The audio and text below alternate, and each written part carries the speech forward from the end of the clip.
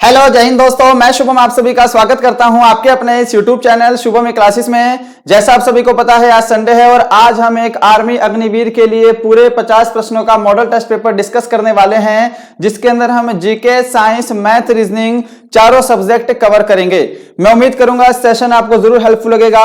आपके आर्मी अग्निवीर 2023 के फॉर्म बहुत ही जल्द निकलने वाले हैं और बिल्कुल इसी लेवल का पेपर आपके एग्जाम में पूछा जाएगा। सभी को कंप्लीट टेस्ट लगाना है। इस बार जो आपके एग्जाम है वो ऑनलाइन होने वाले हैं। मैं उम्मीद करूंगा आज का सेशन आपके एग्जाम के लिए हेल्पफुल लगेगा। चलिए अपनी क्लास स्टार्ट करते हैं। और देखिएगा, आगे बढ़ने से पहले कल की क्लास में मैंने आपको ये वाला प्रश्न होमवर्क के लिए दिया था, तो पहले इसको डिस्कस करेंगे, उसके बाद हम आज की क्लास की तरफ चलेंगे। राइट, तो ये क्वेश्चन आपको दिया गया था कि राष्ट्रपति को क्षमादान की शक्ति संविधान के किस अनुच्छेद के अंतर्गत दी गई है। तो अगर जिन्होंने भी इसका आंसर ऑप्शन डी दिया है अनुच्छेद 72, उन सभी का आंसर बिल्कुल करेक्ट है जी। चलिए बढ़ते हैं आज की क्लास की तरफ। आज की जो क्लास है उसके अंदर हम पूरे 50 प्रश्नों का मॉडल टेस्ट पेपर डिस्कस करने वाले हैं और जिसमें मैं आप सभी को आज टारगेट दे रहा हूं 40+ क्वेश्चन। बहुत सारे स्टूडेंट नए भी हैं हमारे साथ, तो टारगेट दिया जा रहा है आज ओनली 35+ क्वेश्चन राइट करने का। सभी को कंप्लीट टेस्ट लगाना है। आज की क्लास थोड़ी सी फास्ट करेंगे क्योंकि हमें मैथ्स और रीजनिंग भी सॉल्व करना है। तो चलिए स्टार्ट करते हैं। आज का पहला क्वेश्चन आपके सामने स्क्रीन पर है। सेक्शन ए सामान्य ज्ञान 1 से 15 तक पूरे 15 क्वेश्चन। पहला क्वेश्चन आपके सामने है, आंसर करिएगा। भारतीय संविधान में मूल अधिकारों का वर्णन किस भाग में किया गया है। वेरी वेरी इंपॉर्टेंट क्वेश्चन, सभी को अपना टेस्ट कंप्लीट लगाना है। तो देखिए, बात करेंगे मूल अधिकारों की, तो मूल अधिकारों का वर्णन संविधान के भाग 3 में है। जो भी ऑप्शन बी को आंसर दे रहे हैं उनका आंसर करेक्ट है। भाग 2 आप सभी को पता है जी, भाग 2 के अंदर नागरिकता का वर्णन किया गया है। भाग 2 में किसका वर्णन है? नागरिकता का। और भाग 4 की बात करेंगे तो नीति निर्देशक सिद्धांतों का वर्णन भाग 4 में है। नीति निर्देशक सिद्धांत, राइट। इसके साथ साथ एक और आता है भाग 4A, ये बहुत ज्यादा इंपॉर्टेंट है। भाग 4A के अंदर मूल कर्तव्यों का वर्णन किया गया है। मूल कर्तव्यों का वर्णन भाग 4A के अंतर्गत किया गया है। चलिए बढ़ते हैं नेक्स्ट क्वेश्चन पर। क्वेश्चन नंबर 2 आपके सामने स्क्रीन पर। भारत में राष्ट्रीय आय का संकलन कौन करता है? Who compiles the national income in India. Option सामने है स्क्रीन पर। समय चाहिए तो आप सेशन को बीच में रोक सकते हैं। आंसर मैच करिएगा। जो भी यहां पे ऑप्शन डी को आंसर दे रहे हैं, केंद्रीय सांख्यिकी संस्थान, केंद्रीय सांख्यिकी संगठन, उन सभी का आंसर बिल्कुल करेक्ट है जी। नेक्स्ट क्वेश्चन आपके सामने है थर्ड स्क्रीन पर। 3 बीघा कॉरिडोर जोड़ता है। वेरी वेरी इंपॉर्टेंट है, इसको स्टार मार्क करिएगा। ये क्वेश्चन आपका स्टैटिक जीके से है। चलिए आंसर करिएगा। 3 बीघा कॉरिडोर किसको जोड़ता है या किन देशों के मध्य स्थित है? तो जो भी यहां पर ऑप्शन डी को आंसर बता रहे हैं, बांग्लादेश और भारत, उनका आंसर बिल्कुल करेक्ट है। 3 बीघा कॉरिडोर बांग्लादेश और भारत को जोड़ता है। चलें आगे। नेक्स्ट क्वेश्चन है क्वेश्चन नंबर 4 आपके सामने। चित्तौड़ में विजय स्तंभ का निर्माण किसने किया था? Very very important. आज की क्लास में जितने भी प्रश्न लिए हैं ये अपने आप में सुपर इंपॉर्टेंट हैं, विभिन्न परीक्षाओं में पूछे गए हैं। एक भी क्वेश्चन आपको यहां पे अलग नहीं मिलेगा, सारे इंपॉर्टेंट और सिलेक्टेड क्वेश्चन एक ही जगह मिलेंगे। टेस्ट पूरे 50 प्रश्नों का है, मॉडल पेपर है, बिल्कुल सेम इसी लेवल का पेपर आपके एग्जाम में पूछा जाएगा। टेस्ट सभी को बिल्कुल कंप्लीट लगाना है। देखिए, चित्तौड़ में विजय स्तंभ का निर्माण किसने करवाया था? तो राणा कुंभा ने करवाया था। ऑप्शन सी आपका करेक्ट आंसर है। आंसर बस मैच करते जाइएगा। सभी को कमेंट बॉक्स में कमेंट करना है और लास्ट में सभी का स्कोर कमेंट बॉक्स में चाहिए। क्वेश्चन नंबर 5 देखिए। कंप्यूटर डाटा की सबसे छोटी इकाई क्या है? The smallest unit of computer data is. Option है रिकॉर्ड, फाइल, बिट, बाइट। जो भी ऑप्शन सी को आंसर दे रहे हैं बिट, उनका आंसर बिल्कुल करेक्ट है जी। कंप्यूटर डाटा की सबसे छोटी इकाई क्या है? तो ये बिट है। आगे बढ़ते हैं क्वेश्चन नंबर 6 की तरफ। पुस्तक पूछा है आपसे इंडिया विंस फ्रीडम, पुस्तक के लेखक कौन हैं? Who is the author of the book India wins freedom? Mahatma Gandhi, Maulana Azad, Jawaharlal Nehru, Jayaprakash Narayan. बताइए जी क्या आंसर करने वाले हैं? इंडिया विंस फ्रीडम पुस्तक के लेखक हैं मौलाना अबुल कलाम आजाद। ऑप्शन बी आपका बिल्कुल करेक्ट आंसर है जी। ये बुक्स वाले टॉपिक में आपको जब आपका फॉर्म निकल जाएगा, जब हमारी टॉपिक वाइज क्लासेस चलेंगी बीच में, तो ये बुक्स वाला टॉपिक मैं आपको जरूर करवाऊंगा, इससे रिलेटेड क्वेश्चन बनता है। आगे क्वेश्चन देखिएगा 7 नंबर। श्रम दिवस किस तिथि को मनाया जाता है? On which date is labour day celebrated? Option सामने है स्क्रीन पर, आंसर जल्दी से करिए। ओके, आंसर मैच करिएगा। ऑप्शन ए जो आंसर दे रहे हैं 1 मई, उन सभी का आंसर करेक्ट है। अंतरराष्ट्रीय श्रम दिवस 1 मई को मनाया जाता है।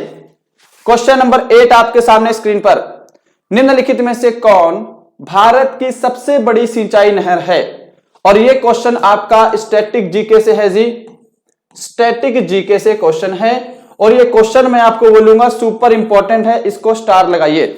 ये क्वेश्चन आपके आर्मी में पूछा गया था, आर्मी अग्निवीर में पूछा गया है, और ये आने वाले एग्जाम्स में भी पूछा जाएगा, क्योंकि आपका एग्जाम जो है वो लगातार 8 से 10 दिन चलेगा ही चलेगा। 1 डे एग्जाम नहीं है, जब ऑनलाइन एग्जाम शिफ्ट हो जाएगा 8-10 दिन एग्जाम चलेगा, तो किसी ना किसी शिफ्ट में ये एक क्वेश्चन पूछा जाएगा।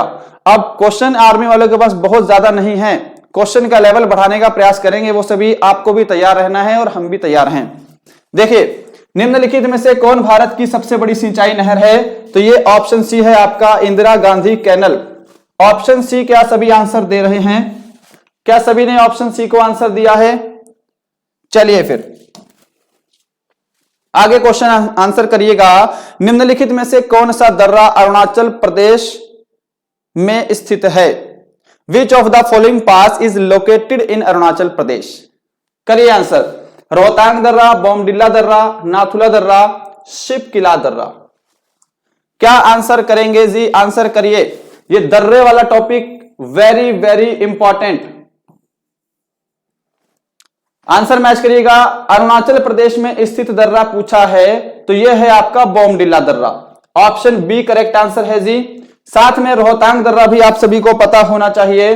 रोहतांग दर्रा कहां पर है? तो यह आपका हिमाचल प्रदेश में है।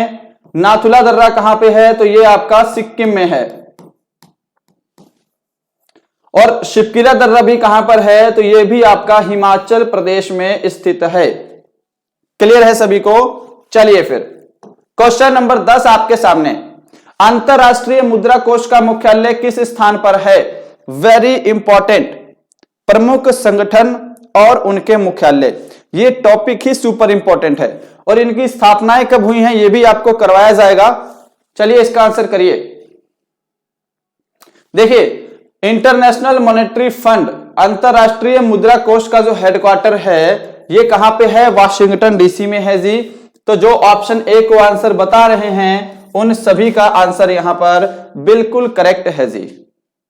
आगे बढ़ते हैं अपने नेक्स्ट क्वेश्चन की तरफ। नेक्स्ट क्वेश्चन आपके सामने है, आयरलैंड की राजधानी क्या है? What is the capital of Ireland? प्रमुख देशों की राजधानी और करेंसी, और currency best topic for your exam. तो देखिएगा, आयरलैंड की राजधानी पूछा है। क्या सभी डबलिन आंसर दे रहे हैं? आंसर मैच करते जाइएगा। Option B Dublin correct answer है। थिम्पू पता होना चाहिए किसकी कैपिटल है जी? थिम्पू जो है यह भूटान की कैपिटल है। सियोल क्या है? सियोल आपकी दक्षिण कोरिया की राजधानी है, और यह वेरी इंपॉर्टेंट, दक्षिण कोरिया की कैपिटल सियोल है। मनीला जो है यह फिलीपींस की राजधानी है। मनीला किसकी राजधानी है? तो यह फिलीपींस की कैपिटल है।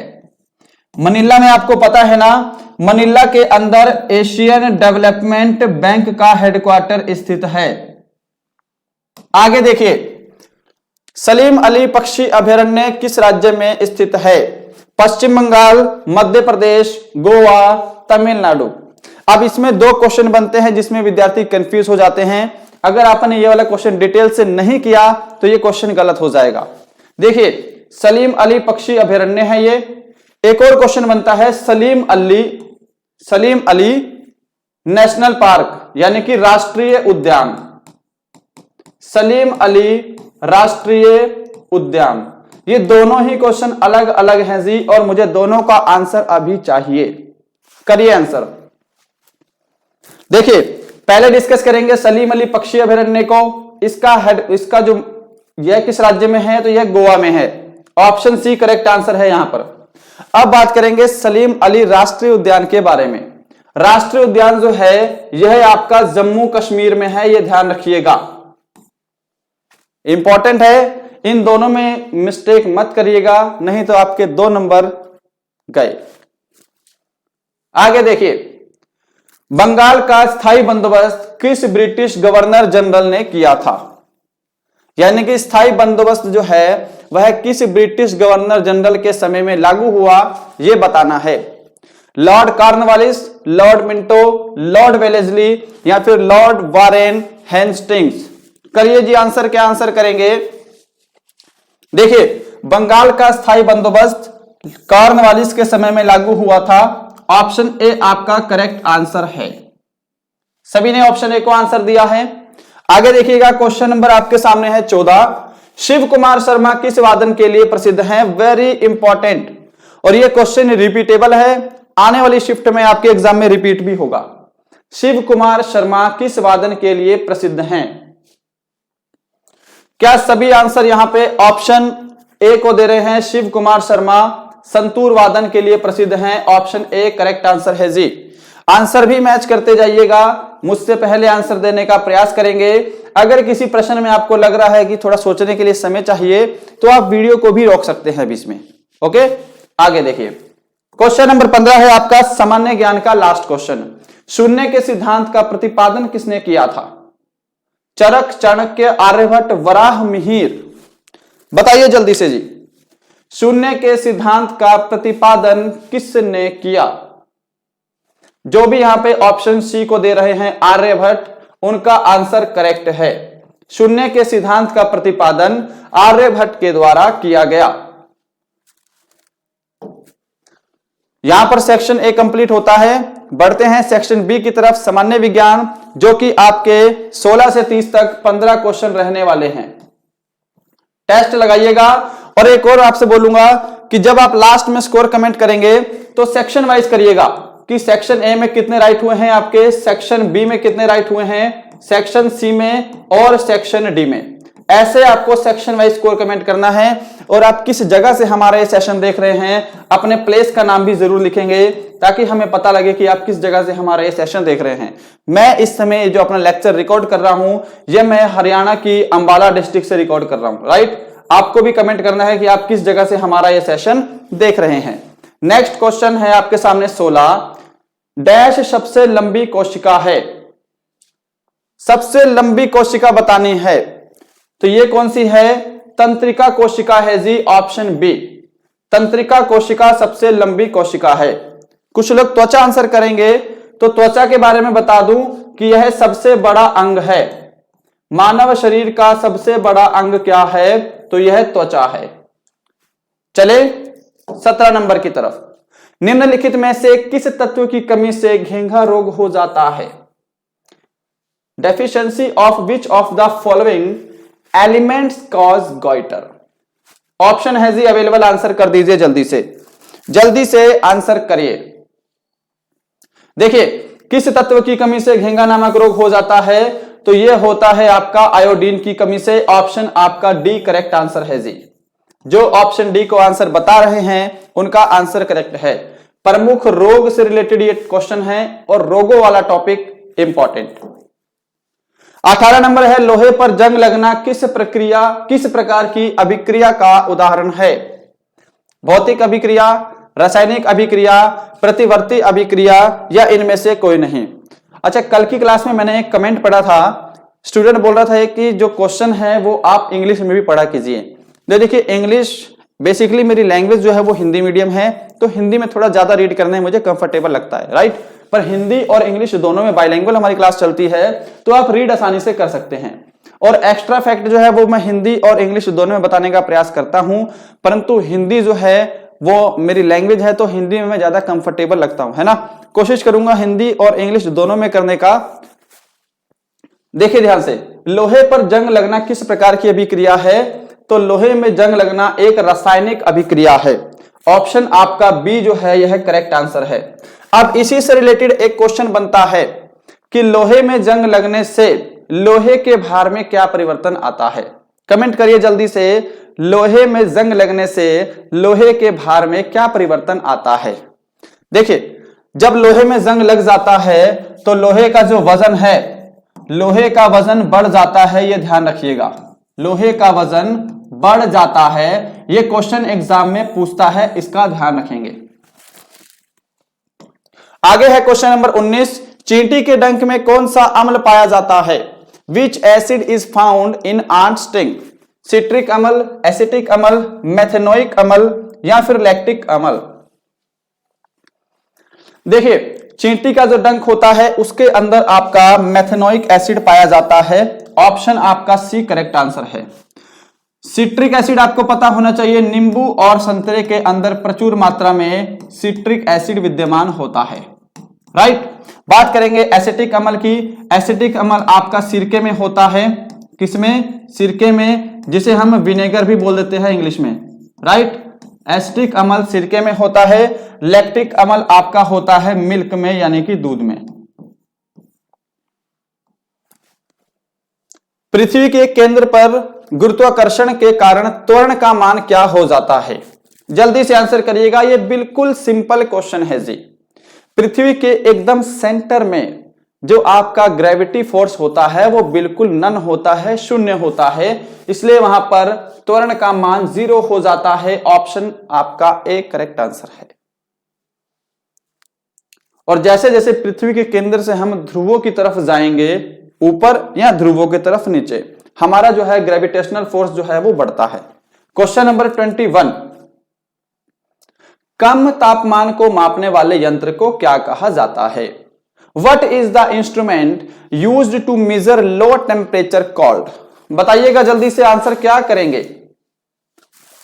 देखिए, कम तापमान को मापने वाला यंत्र की बात करेंगे तो आपको क्रायोमीटर ध्यान रखना है। ऑप्शन आपका बी यहां पे करेक्ट आंसर है। क्या सभी ने ऑप्शन बी को आंसर दिया है? आगे देखिए, पायरोमीटर की बात करेंगे तो पायरोमीटर इसका ठीक अपोजिट है। उच्च तापमान को मापने के लिए पायरोमीटर का प्रयोग करते हैं।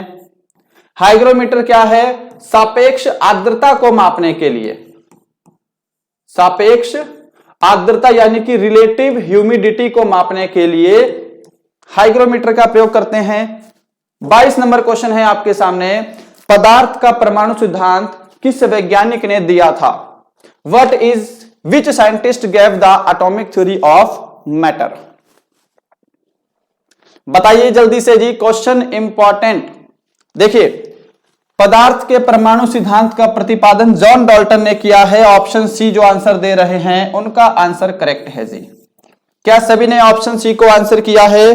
अगला क्वेश्चन देखिएगा जी सामने, बल आघूर्ण बल की एसआई इकाई क्या है? What is the SI unit of torque? Option सामने है, अवेलेबल, आंसर करिए। न्यूटन, न्यूटन मीटर, मीटर पर सेकंड या फिर ओम? बल आघूर्ण की एसआई इकाई क्या है? तो क्या सभी यहां पर ऑप्शन बी को आंसर दे रहे हैं, न्यूटन मीटर? ऑप्शन बी आपका करेक्ट है। आगे बढ़ें, 24 नंबर क्वेश्चन देखिए, अल्जाइमर रोग मानव शरीर के किस अंग को मुख्य रूप से प्रभावित करता है? Which part of the human body is mainly affected by Alzheimer's disease? मस्तिष्क, हृदय, यकृत, फेफड़े?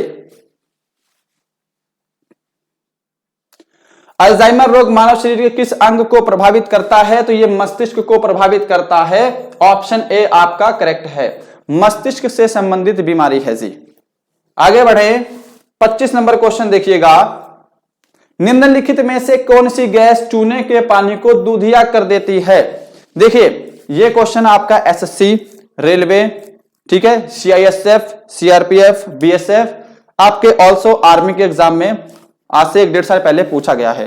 क्वेश्चन इंपॉर्टेंट है, विभिन्न शिफ्टों में आपके एग्जाम होने हैं, तो हर बार आपके पास नए नए क्वेश्चन आएंगे हर बच्चों के पास, तो क्वेश्चन का लेवल बढ़ेगा, ये ध्यान रखिएगा। मैं शुरू से कह रहा हूं, शुरू की 2-4 शिफ्ट आसान लगेंगी, उसके बाद धीरे धीरे लेवल बढ़ाना शुरू करेंगे, क्योंकि क्वेश्चन जो है वो बेसिक क्वेश्चन खत्म हो जाएंगे, है ना। तो अच्छे लेवल की भी तैयारी करनी है आपको। देखिए, कौन सी गैस चूने के पानी को दूधिया कर देती है? तो ये करती है कार्बन डाइऑक्साइड। ऑप्शन आपका सी जो है यह करेक्ट आंसर होगा जी। करेक्ट है सभी को। आगे देखिए, नेक्स्ट बढ़ते हैं क्वेश्चन नंबर आपके सामने 26। ऑक्सीजन की खोज किसने की थी? Who discovered oxygen? Priestley, Carl Scheele, William Harvey या फिर ए और बी दोनों? बताइए जल्दी से क्या आंसर है। ऑक्सीजन की खोज किसने की है? ऑक्सीजन O2, ऑक्सीजन की खोज प्रिस्टले और कार्ल सीले दोनों ने की है। ऑप्शन आपका डी यहां पे करेक्ट आंसर है जी। William Harvey, very important, William Harvey ने किसकी खोज की है? अभी कमेंट करिए, डिस्कस करते हैं। देखिए, विलियम हार्वे का क्या है जी? रक्त परिसंचरण तंत्र की खोज की है। रक्त परिसंचरण तंत्र की खोज किसने की है? तो ये की है विलियम हार्वे ने। 27 नंबर क्वेश्चन है आपके सामने, वायुमंडल में उपस्थित सबसे हल्की गैस कौन सी है? Which is the lightest gas present in the atmosphere? Hydrogen, oxygen, nitrogen, neon. दो हल्की गैसें होती हैं मुख्य रूप से, है ना। यहां पर अकॉर्डिंग टू ऑप्शन हमको क्या आंसर करना है? हाइड्रोजन आंसर करना है। वायुमंडल में उपस्थित सबसे हल्की गैस क्या है? हाइड्रोजन है। और एक और गैस है आपकी helium, helium, right. Helium gas भी जो है ये सबसे हल्की गैस है। और हीलियम क्या है? यह एक अक्रिय गैस में भी आता है। क्या है? अक्रिय गैस है, नोबेल गैस, जिसको हम निष्क्रिय गैस कहते हैं। क्वेश्चन नंबर 28, निम्नलिखित में से किस धातु को चाकू से आसानी से काटा जा सकता है? Which of the following metal can be easily cut with a knife? Simple प्रश्न है, रिपीटेड है और आपको आना चाहिए। किस धातु को चाकू से काटा जा सकता है? तो क्या सभी ऑप्शन ए सोडियम को आंसर दे रहे हैं? सोडियम करेक्ट आंसर है जी आपका। इनमें क्या कर देता है? थोड़ा सा हार्ड बनाने के लिए इनके संकेत दे देगा। तो सोडियम का संकेत होता है Na, ध्यान रखिएगा, और परमाणु क्रमांक होता है 11। क्वेश्चन नंबर 29 है आपका साइंस का सेकंड लास्ट क्वेश्चन। हमारी हड्डियों और दांतों का मुख्य संघटक क्या है? What is the main constituent of our bones and teeth? बताइए जल्दी से। क्या सभी ने ऑप्शन डी को आंसर दिया है? कैल्शियम फॉस्फेट इसका बिल्कुल करेक्ट आंसर है जी, कैल्शियम फॉस्फेट। क्वेश्चन नंबर 30 है आपका सामान्य विज्ञान का लास्ट क्वेश्चन। और देखिएगा, हमारी ये जो क्लास है, आज ही से हमारी हर क्लास का जो पीडीएफ है वो आपको हमारे टेलीग्राम ग्रुप पे मिल जाएगा। हमारी हर क्लास का पीडीएफ आपको हमारे टेलीग्राम ग्रुप पे मिल जाएगा। डिस्क्रिप्शन में आपको टेलीग्राम का लिंक दिया है, वहां जाके हम टेलीग्राम ग्रुप को ज्वाइन करेंगे और हमारी हर क्लास का पीडीएफ डेली शाम को टेलीग्राम ग्रुप पे अपलोड हो जाएगा। आप चाहे तो मेरे साथ इंस्टाग्राम पर जुड़ सकते हैं अगर आपकी कोई पर्सनल क्वेश्चन है। इंस्टाग्राम का लिंक भी नीचे डिस्क्रिप्शन में दिया हुआ है, राइट। इंस्टाग्राम का लिंक भी नीचे डिस्क्रिप्शन में दिया हुआ है। आगे बढ़ते हैं क्लास की तरफ। तो देखिए, क्वेश्चन नंबर 30 है आपका, निम्नलिखित में से किस विटामिन में कोबाल्ट धातु पाई जाती है? सिंपल है ना, कोबाल्ट जो है वह विटामिन B12 में पाया जाता है। ऑप्शन आपका सी करेक्ट आंसर है। ऑप्शन सी जिन्होंने आंसर दिया है उनका आंसर करेक्ट है। तो बढ़ते हैं अपने सेक्शन सी की तरफ, जो कि मैथ का सेक्शन है, गणित का। इसमें हम 41 से 45 तक पूरे 15 क्वेश्चन डिस्कस करने वाले हैं। कॉपी पेन लेकर बैठिएगा, कोई भी विद्यार्थी कैलकुलेटर यूज नहीं करेगा, सभी को टेस्ट कंप्लीट लगाना है। आगे बढ़ते हैं क्लास में। क्वेश्चन नंबर 31 आपको दे रखा है 256 की पावर 0.16 और यहां पे 256 की पावर 0.09 का मान क्या है? अब यहां पर मैं आपको बिल्कुल बेसिक रूल बताना चाहूंगा एक। देखिए, जब भी बीच में मल्टीपल का साइन हो, ठीक है, हमारे जो बेस है वो सेम है और बीच में मल्टीपल का साइन है, तो इनकी जो पावर होती है ये हमेशा क्या हो जाती है, ऐड हो जाती है, राइट। तो यहां से हम क्या करते हैं, फिर इस m को कॉमन ले लेते हैं और इन दोनों की पावर जोड़ देते हैं, जो पावर बनती है उसको लिख लेते हैं और फिर इनको हम यहां पे फैक्टराइजेशन करते हैं। अब मैं आपको करके दिखा देता हूं ताकि आपको ज्यादा समझ में आएगा, और ये क्वेश्चन आपका सिंपल है। देखिए यहां पर बेस सेम है तो मैंने बेस को कॉमन ले लिया 256, राइट, सही दिख रहा हूं, थोड़ा सा बड़ा लिख देते हैं। बेस हमारा सेम है तो बेस मैंने लिख दिया 256, राइट। अब देखिए 0.16 0.09 को जोड़ेंगे, 0.16 और यहाँ पे 0.09 को जोड़ेंगे, 9 6 15 का 5 हासिल 1, यहाँ पे 0.25 बनेगा, यानी कि इसकी पावर हो जाएगी आपकी 0.25। अब 0.25 को सोल्व कर सकते हैं आप, है ना, फ्रैक्शन में लिख सकते हैं। तो हम अगर इसको सोल्व करेंगे 0.25 को, तो हम इसको जो है जी वो 1/4 लिखेंगे। अब ध्यान से देखिए, इतना सभी को समझ में आया है। अब ये 256 को हम किस हिसाब से पावर में बदलें, क्योंकि यहां पे नीचे 4 दे रखा है तो इसकी पावर 4 बन जाए। तो अगर मैं 4 की पावर 4 कर दूंगा तो ये बन जाएगा आपका 256, राइट, 256 बन जाएगा। और यहां पे क्या है, मल्टीपल में 1/4 ये पावर है आपकी, समझ रहे हैं आप सभी। मल्टीपल में क्या है जी, मल्टीपल में जो आपकी पावर है वो क्या है, 1/4 है। तो यहां से क्या हो जाएगा, ये जो 1/4 है, 4 से आपका ये 4 कैंसिल हो जाएगा। अब यहां पे आपका 4 की पावर 1 बचा है, यानी कि यहां पे आपका राइट आंसर क्या हो जाएगा, 4 हो जाएगा। ऑप्शन डी करेक्ट आंसर है।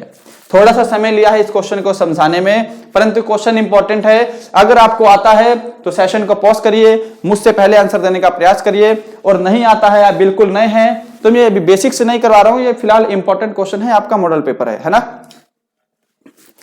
32 नंबर क्वेश्चन देखिए, पिता व पुत्र की आयु का अनुपात 7:3 है, उनकी आयु का गुणनफल 756 है, तो 6 वर्ष बाद पिता की आयु ज्ञात करें। सिंपल क्वेश्चन है जी। देखिए यहां पर मैं लिख देता हूं F से फादर और S से सन। पिता और पुत्र की आयु का अनुपात 7:3 है, तो इसको मैं लिख देता हूं यहां पे 7x और यहां पे लिख देता हूं मैं 3x। इतना तो क्लियर है, इतना तो लिख सकते हैं। अब देखिए क्योंकि यहां पर दोनों की आयु का गुणनफल 756 है, तो हम क्यों ना रेशो में भी गुणनफल कर ले। रेशो में गुणनफल करेंगे तो ये आपका बन जाएगा 21x² is equal to 756, right. अब इसको कैंसिल करिए, जितना आपसे कैंसिल हो जाता है, इसको भाग करेंगे जल्दी से, जितना आपसे भाग होता है। देखिए पहले हम 7 से करेंगे, 7 3 जा 21, और यहां पे करेंगे 7 1 जा 7 0 7 8 जा 56। फिर 3 से भाग करेंगे, यहां पे 3 3 9 और 3 6 18, यानी कि x² की जो वैल्यू है वो कितनी आ गई आपकी, 36 आ गई। अब क्योंकि x² की वैल्यू 36 है, तो x का मान यहां से कितना आ जाएगा जी, 6 आ जाएगा, क्योंकि अगर हम 6 की पावर करेंगे तो 36 बन जाता है, इसलिए x का जो मान है वो कितना आ जाएगा, वो आ जाएगा आपका 6। इतना कंफर्म है सभी को। अब यहां से क्वेश्चन सोल्व हो जाएगा। हमसे बोला है 6 वर्ष बाद पिता की आयु ज्ञात करें। ये जो फादर है इनका रेशो कितना है, 7x है। 7x की वैल्यू 6 है, 7 गुणा 6 करेंगे तो यहां पे आपका 42 बन जाएगा, परंतु ये 42 आपका आंसर नहीं है। हमको बोला है 6 वर्ष बाद की आयु, तो इस 42 में हम 6 साल और ऐड कर देंगे, तो यहां पे 48 साल जो है ये आपका ऑप्शन बी करेक्ट आंसर हो जाएगा।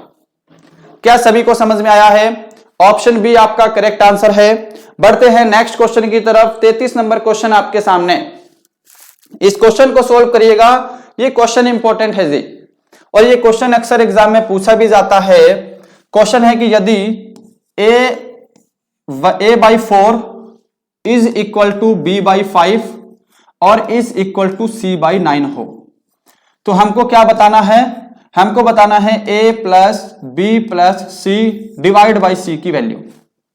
ओके, अब ध्यान रखिए, जब भी इनके अपोन में वैल्यू दे रखी हो, जैसे a/4 है, इसका मतलब क्या है कि a की वैल्यू क्या है 4 है, b/5 है, इसका मतलब क्या है b की वैल्यू 5 है, c/9 है, इसका मतलब क्या है जी c की वैल्यू 9 है। यही इनकी वैल्यूज होती हैं, राइट। अब हमको a b और c मालूम है, हम यहां पे पुट करेंगे और हमारा आंसर आपके सामने होगा। अब यहां पर पुट करते हैं, देखिएगा a + b + c, 5 4 9 और 9 18, और डिवाइड बाय c करना है, यानी कि 9 से आपको डिवाइड भी करना है। तो 9 से डिवाइड करेंगे तो यहां पे आपका 2 करेक्ट आंसर रहेगा, ऑप्शन सी। बताइए क्या सभी ने ऑप्शन सी को आंसर किया है और क्या सभी को समझ में आ रहा है? आगे बढ़ते हैं जी, क्वेश्चन नंबर 34 आपके सामने। 35 का कितना प्रतिशत 14 होगा? बताइए जल्दी से, 35 का कितना प्रतिशत 14 होगा? तो कैसे करेंगे? बिल्कुल बेसिक तरीके से करिएगा। देखिए 35 का मतलब गुणा होता है, यानी कि ऑफ का मतलब मल्टीप्लाई, कितना प्रतिशत यानी कि x/100 क्या होगा? 14 होगा। 35 का कितना प्रतिशत 14 होगा? अब डिवाइड कर दीजिए, जो कैंसिल हो रहा है उसको कैंसिल करिए और आपका आंसर आपके सामने है, राइट। सबसे पहले मैं क्या करता हूं, ये जो 100 है ये इधर जाके मल्टीपल हो जाएगा, तो यहां पे 35x = 1400। 7 से कैंसिल करेंगे, देखिए 7 से कैंसिल करूंगा, यहां पे 7 दूनी 14, यहां पे 0 0 बराबर 7 पंजे 35, यहां पे 5x है ना। 5 से भाग कर देंगे तो कट जाएगा सीधा, 5 चौके 20, यानी कि 40% आपका राइट आंसर होगा ऑप्शन डी। 35 का 40% 14 होगा। अब देखिए यहां पर कुछ लोग समझते हैं कि कैसे काट रहा हूं, है ना। जब भी देखिए यहां पर आपका लिखा है 35x बराबर कितना है जी 1400।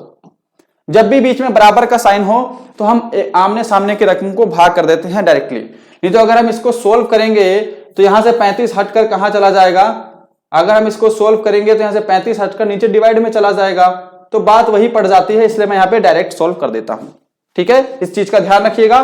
35 नंबर क्वेश्चन देखिए, 5 पुरुष किसी काम को 4 दिन में करते हैं, 10 पुरुषों द्वारा उस काम को करने में कितने दिनों की संख्या होगी? देखिए ध्यान से, जो आपका वर्क होता है, वर्क क्या होता है? एफिशिएंसी इनटू टाइम, है ना। हमको पहले काम पता होना चाहिए, काम कितना है, उसके बाद ही हम आगे क्वेश्चन को सोल्व कर पाएंगे। देखिए एफिशिएंसी कितनी है? 5 पुरुष की है। टाइम कितना लग रहा है आपका? 4 दिन लग रहा है ना। तो 5 चौके कितना हो गया? 20 हो गया।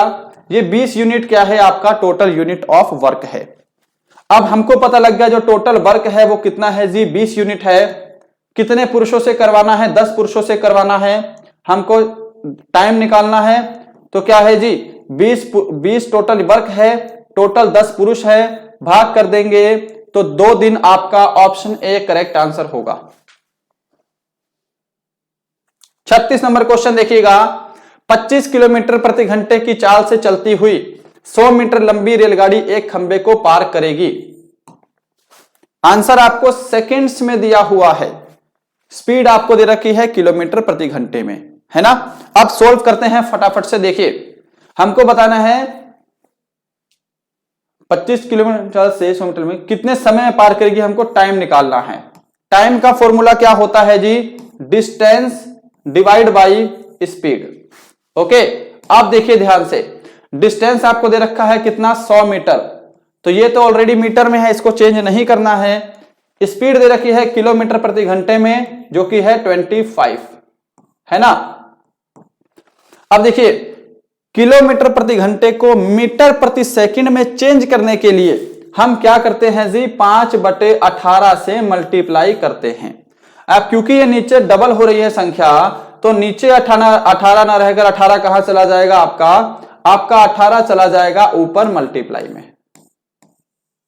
Got it. अब इसको सोल्व करेंगे, आपका आंसर आपके सामने होगा। जो भी आंसर आएगा वो आपका सेकंड्स में आएगा।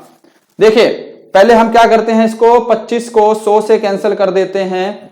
25 से 100 कैंसिल करेंगे, 25 चौके 100, 18 को 4 से मल्टीप्लाई करेंगे 72 और डिवाइड बाई 5। इतना कंफर्म है। अब देखिए इसको सोल्व करेंगे, अगर हम 5 एकम 5, 5 चौके 20, 5 चौके 20, 14.4 second. Option C correct answer है। लीजिए मैच करिए आंसर। क्या सभी ने यहां पे ऑप्शन सी को आंसर दिया है? आगे बढ़ते हैं जी आपके अगले क्वेश्चन की तरफ। नेक्स्ट क्वेश्चन है जी आपके सामने स्क्रीन पर, 4 अंकों की छोटी से छोटी संख्या जो 2, 3, 4, 5, 6 और 7 से पूरी तरह से भाज्य हो जाए, कौन सी है? 4 अंकों की बतानी है आपको, ध्यान रखिए। क्या संख्याएं हैं आपकी?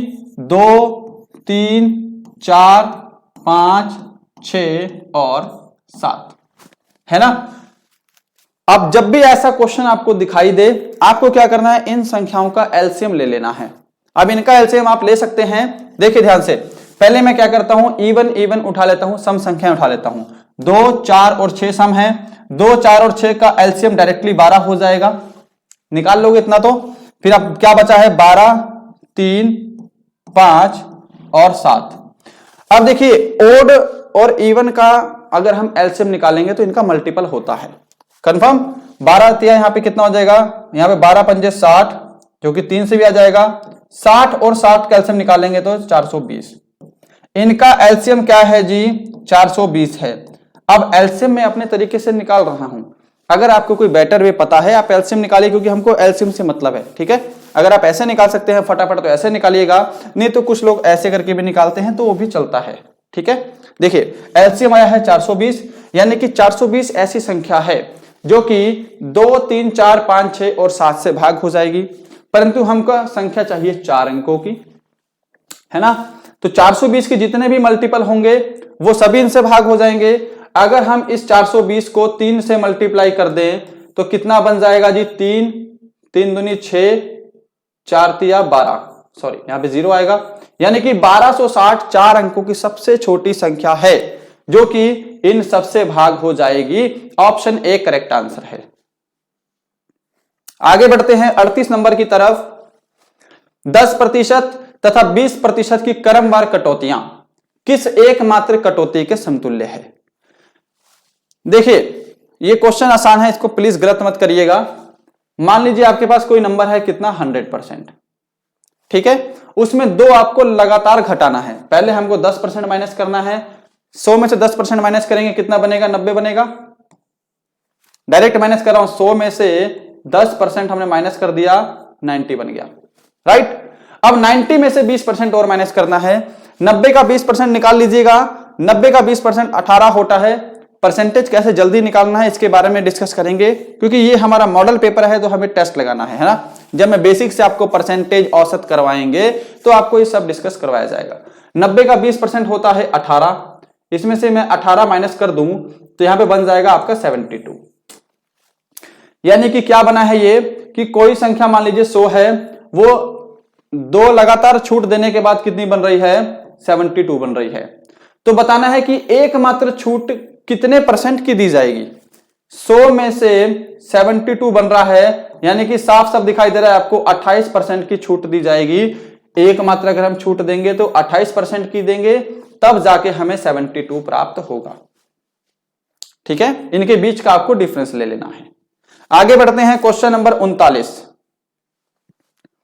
सुधा ने एक गुड़िया 500 रुपए में खरीदकर 15% की हानि पर बेच दी। गुड़िया का विक्रय मूल्य ज्ञात करें। बताइए जी आंसर। विक्रय मूल्य का फॉर्मूला लगा दीजिए और क्वेश्चन आपका खत्म है ओनली 5 सेकेंड में। देखिए विक्रय मूल्य क्या है जी? Selling price. सेलिंग प्राइस का फॉर्मूला क्या होता है? सेलिंग प्राइस का फॉर्मूला होता है सीपी, यानी कि कॉस्ट प्राइस, क्रय मूल्य गुणा, यहां पे क्या है जी? 15% की हानि हुई है तो 100 माइनस लॉस परसेंट, राइट, और डिवाइड बाई 100। अगर लाभ हुआ होता तो 100 प्लस कर दिया होता। बस इतना आपको करना है। अब यहां पर वैल्यू लिखिएगा और आंसर आपके सामने होगा। क्रय मूल्य कितना है जी? क्रय मूल्य आपका 500 रुपए गुणा 100 में से 15 माइनस करेंगे तो 85 डिवाइड बाई 100। 0 से आपके दोनों 0 कैंसिल। 5 को 85 से मल्टीप्लाई कर दीजिए। 5 5 जा 25, हासिल 2 5 8 40 और 2 42, 425 रुपए जो है। ऑप्शन आपका डी करेक्ट आंसर है जी। क्या सभी ने ऑप्शन डी को आंसर दिया है? आगे बढ़ते हैं जी अपने नेक्स्ट क्वेश्चन पर। क्वेश्चन नंबर 40 आपके सामने। 40 है कि 1 से 25 तक की प्राकृत संख्याओं का औसत ज्ञात करें। आसान क्वेश्चन है, करते हैं सॉल्व। ठीक है, देखिए 1 से 25 तक की प्राकृत संख्याएं क्या होंगी? 1, 2, 3, 4, ऐसे करते करते 25 तक, है ना।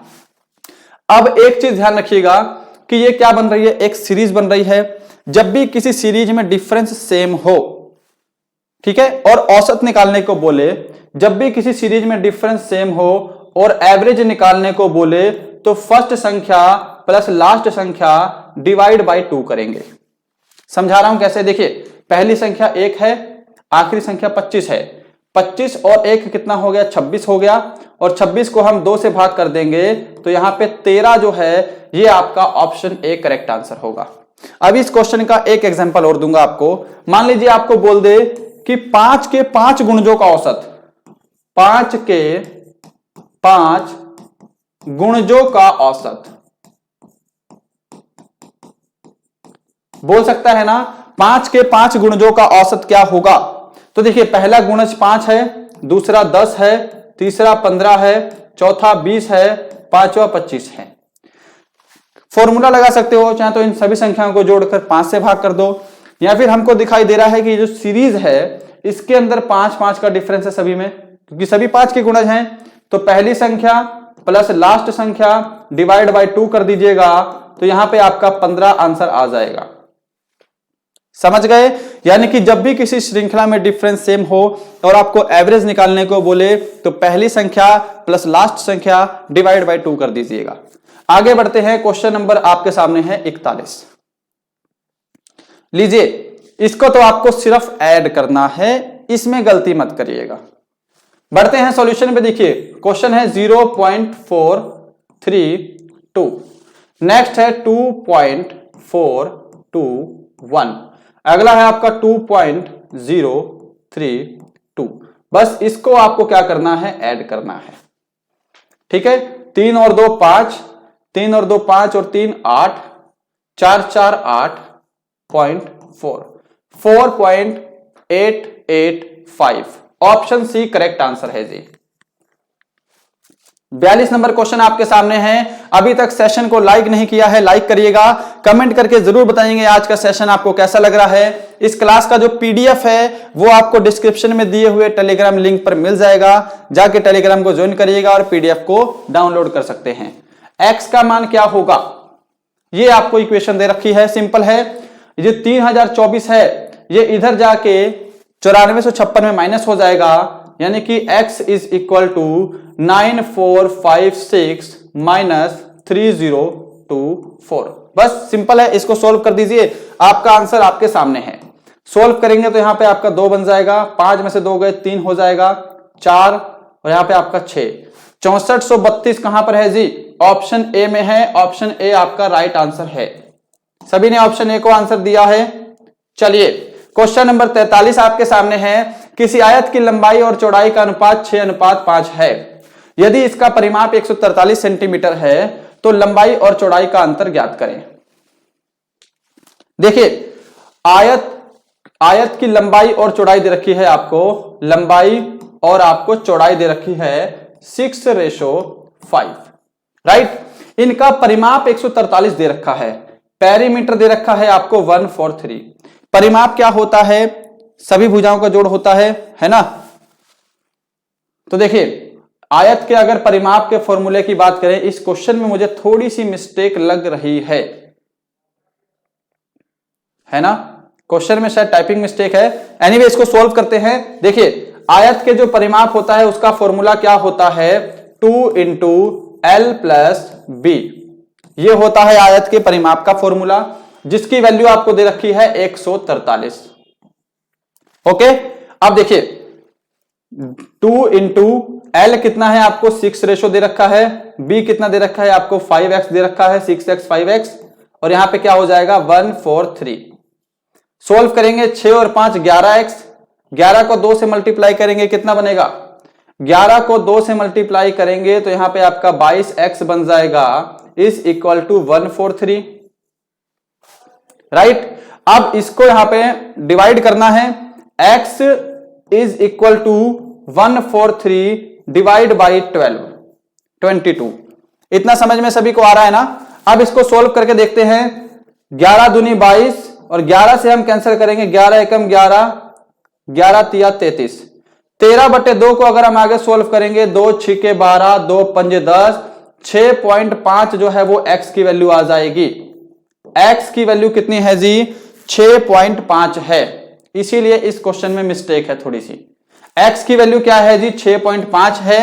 आगे आपको बोला है लंबाई और चौड़ाई का अंतर ज्ञात करना है। देखिए इनके रेशो में कितने का अंतर है? 1 का अंतर है ना, यानी कि 1 x का अंतर है।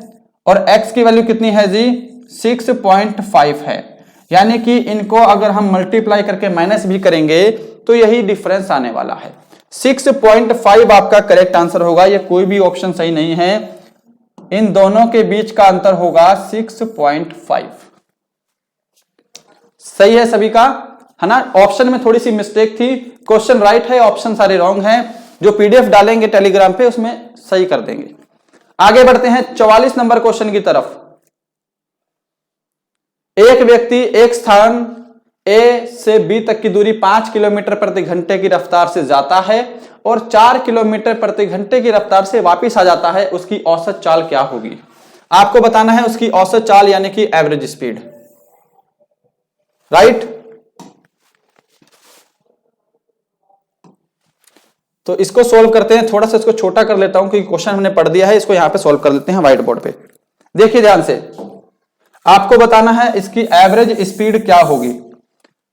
एवरेज स्पीड का फॉर्मूला पता होना चाहिए आपको। सबसे पहले एवरेज स्पीड का फॉर्मूला होता है 2xy डिवाइड में x प्लस y, राइट। देखिए यहां पे अब 2 गुणा x कितना दे रखा है आपको? 5 किलोमीटर, गुणा y दे रखा है आपको 4 किलोमीटर।